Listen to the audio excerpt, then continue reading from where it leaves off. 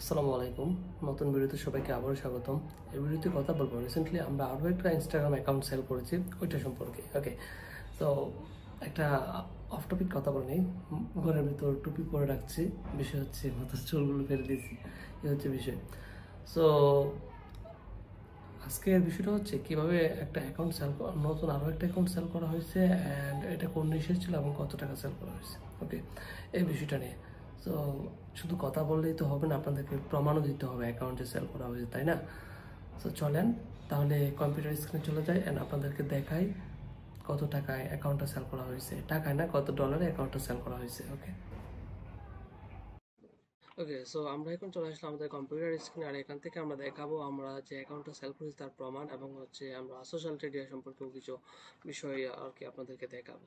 So first of all চলে আমরা social মিডিয়াতে যে অ্যাকাউন্ট সেল হয় এখন এবং অ্যাকাউন্টগুলো কেমন প্রাইসে সেল হয় আমরা হচ্ছে এরকম একটা কিছু আমরা দেখে নেই। ওকে, সো আমরা এখান থেকে আমরা ধরেন আমরা একটা বিষয় আর্ট অ্যান্ড গেমিংয়ে গেলাম। ওকে, অথবা ফিটনেস। ওকে, লাক্সারিতে যাওয়া যায়, অথবা ফুড অ্যান্ড নিউট্রিশন। ওকে, এটাতে যেতে পারি।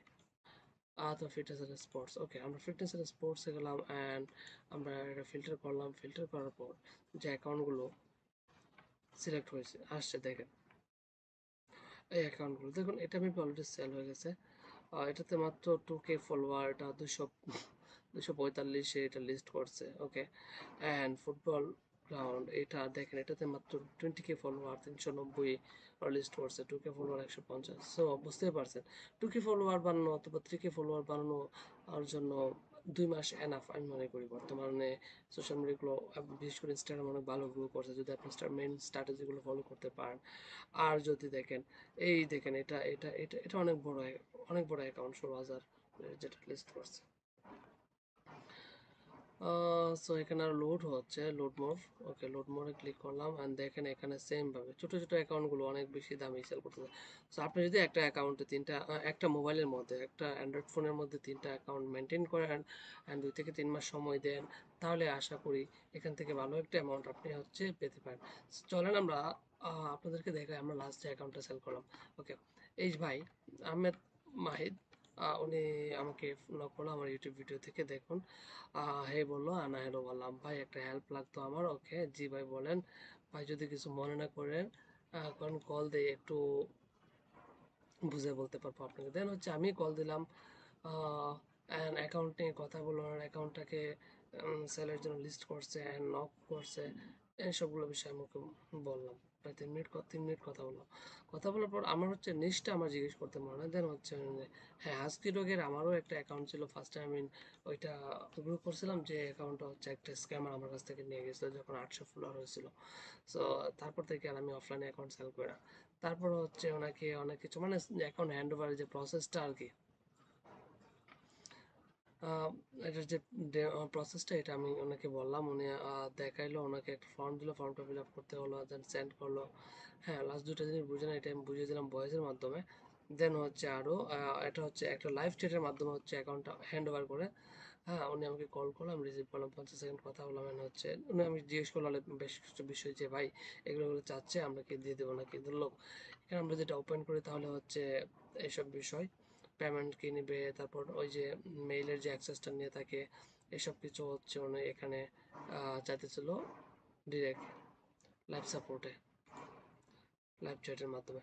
দেন হচ্ছে উনি আমাকে বলতেছিল যে ভাইয়া আইডি এবং আইডি তাদের কন্ট্রোলে নিয়ে গেছে, আমার ফোনে আমার আইডি নেই, পেমেন্ট কি লেটে দিছিল আপনাকে। দেন আমি ওনাকে বললাম ভয়েস দিয়ে যে অ্যাকচুয়ালি পেমেন্ট নিয়ে তো বই করার কিছু না, ওরা নেওয়ার কিছুক্ষণ পরে হচ্ছে পেমেন্ট দিয়ে দিবে।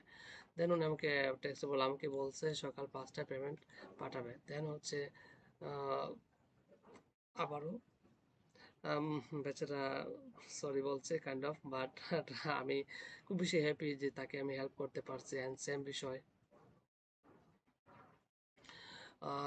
দেন হচ্ছে আমি ওনাকে বললাম বিষয়টা।